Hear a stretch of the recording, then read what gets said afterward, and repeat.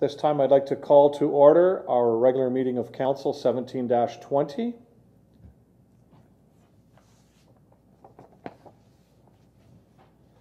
Good evening and welcome to our virtual council meeting. I'm here in the council chambers with our CAO Scott Louis, Clerk Amber Lapointe, Deputy Clerk Charlotte Madden, and member of the WeeStreem team who are live streaming the meeting for us. I'd like to welcome our 8 city councillors and various city directors who are each attending from their home. City Hall and almost all of our facilities remain closed to the public. Staff have been working with members of our Emergency Operations Center on recovery plans for a safe and gradual reopening once we get the go-ahead from the province of Ontario and our Emergency Operations Center determines that it is safe to open our facilities to staff and members of the public. In the meantime, we will continue to find new ways to deliver services to you. Many of our restaurants are now offering service in their outdoor patios or with takeout and curbside pickup, as well as many of our retail stores around the town. So please patronize those stores and restaurants. And we ask for your patience while we all work together for a safe and gradual return of services. Nickel Beach. So I'm going to start this evening by answering a few questions with regards to social media comments about the city and emails that we've received as a council and that phone calls that we receive. The city of Port Colborne took the tact of opening Nickel Beach to anyone from anywhere. And the reason why that is we had a legal opinion is that we cannot discriminate from people entering public space just because of where they live. So senior staff and myself determined that we're not going to be putting the taxpayer dollars at risk with a potential lawsuit.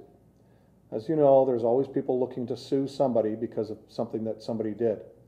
So in this case, because we may have taken somebody from Hamilton or Simcoe or Dunnville and said, sorry, you can't come, you don't live in Port Colborne or you don't live in Niagara, there are people out there that will try to sue us. We know that. So with these types of lawsuits, you know, this can run into thousands, if not hundreds of thousands of dollars. This is taxpayers' dollars. So based on our legal opinion, that is why our beach is open to anyone that can attend. So we do not discriminate against anybody. So I want to put that to rest that's out there. As of Friday, July 10th, the following operational changes were implemented at Nickel Beach. Port Colborne residents now have seasons passes, and they're available and valid Mondays to Thursdays, excluding Civic Holiday Monday, August the 3rd, and Labor Day Monday, September 7th, and can be purchased for $100 plus HST at the beach gates with proof of residency, such as a driver's license, property bill, hydro, phone, water, etc. Note that the season passes do not guarantee beach access if we are at capacity. If season pass holders attend Nickel Beach Friday to Sunday, they are still required to pay the regular residential fee. Early entry to Nickel Beach will be reserved for Port Colborne residents only on Fridays, Saturdays, and Sundays from 9:30 to 10:30 a.m. Beginning at 10:30 a.m., the gates will open to the general public. A new entry point has been established at the entrance of Lake Road. This will provide additional parking for walk-on beachgoers. Parking is free for Port Colborne residents and $10 for the general public. Accessible parking is available inside the front gates next to the playground area. Staff will direct those who require these accessible spaces. These changes have been implemented for the enjoyment of all beachgoers. I have to say I have been a little disappointed in some of the comments out on social media about our visiting out-of-towners, and I would ask everyone to be respectful of all visitors to Nickel Beach and our great city of Port Colborne. Hydro One announcement. This is huge. Hydro One has announced the completion of the first stage of infrastructure upgrades to improve power reliability to the city of Port Colborne and the surrounding area. A second high-voltage transmission line is now being energized, providing an additional and alternate source of power to serve communities and customers in our area.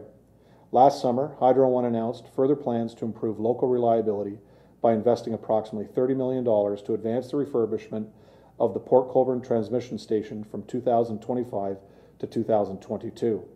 Once in service, the station refurbishment will increase the amount of available power to the Port Colborne area, improving long-term reliability and supporting our economic growth.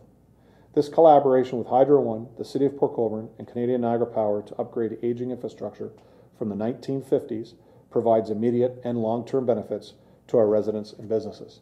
I do want to thank both Hydro One and Canadian Niagara Power for what they've done regarding this project.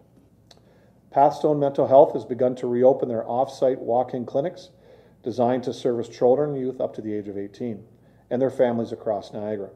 No referral cost or health card is needed to meet one-on-one with a Pathstone counselor.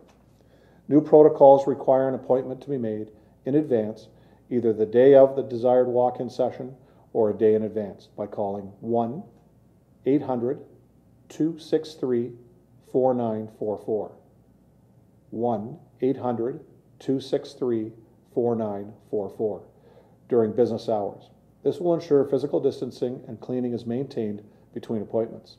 The 5-day-per-week walk-in clinic is located at the Branscombe Centre, 1338 4th Avenue in St. Catharines, and that's been meeting with clients in person for the last few weeks.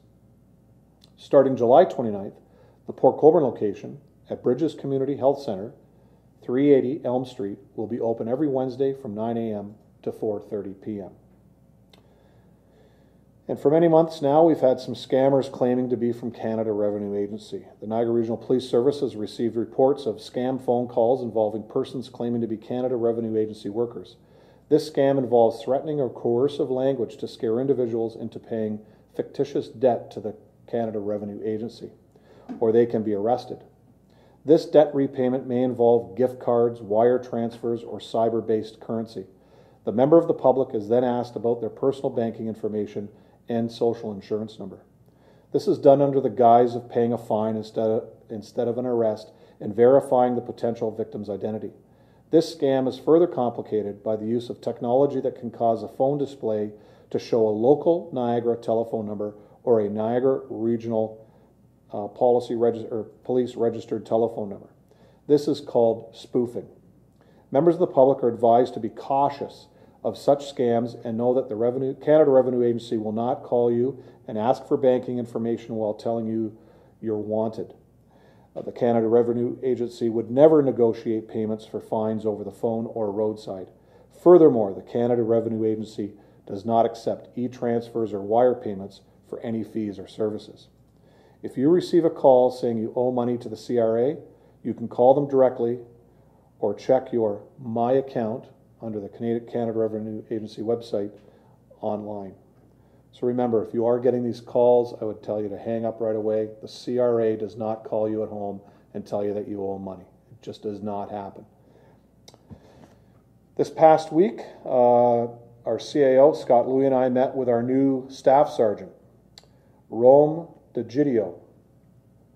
Rome has been in with the police force for approximately 25 years and comes to us as the staff sergeant of the Grimsby Detachment. Rome's background is with our motorcycle team at the NRP, and he's also an expert on traffic. And since Rome has been here, which has been about a week, we've seen a ride program set up in Port Colborne at Pleasant Beach, and also because our detachment looks after Wainfleet, they had a ride program set up in the Quarry Road area. Rome is also bringing in added traffic controls within the city of Port Colborne that have worked for him in the Grimsby district, and we welcome Rome here. He's a great asset to our city, and we did say thank you to Staff Sergeant Rob LaPlante, who has been promoted as an inspector. Although we'll miss Rob, we wish him great success in his new role, but we really welcome Rome here because of his traffic expertise that he can bring forward with regards to speeding and truck traffic and our ATV and motorcycle issue throughout the city. So he'll be working with us and our partners with regards to bringing in enforcement, and you'll see some big changes coming soon with that.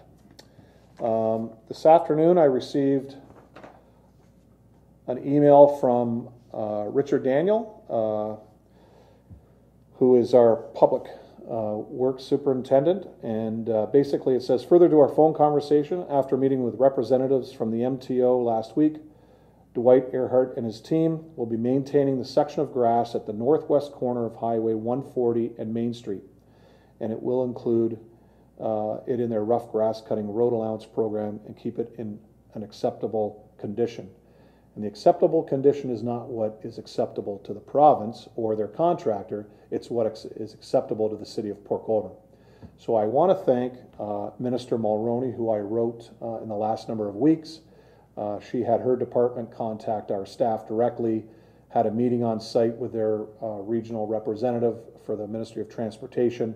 They did have their contractor come in and complete the work that was unfinished, but from now on we are going to be looking after that corner, and we also will be speaking with, through myself and the CIO's office and our staff, with the MTO to bring in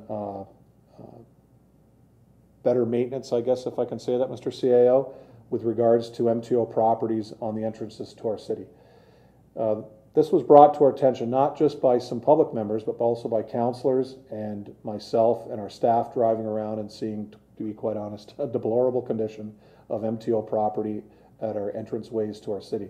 So we've gone out, we're getting this done, and we're going to, again, see some bigger and better things with regards to these types of properties and how they're going to be kept cleaner. The grass will be cut, and as we move into the future, they're going to be looking a lot better for the city of Port Colborne.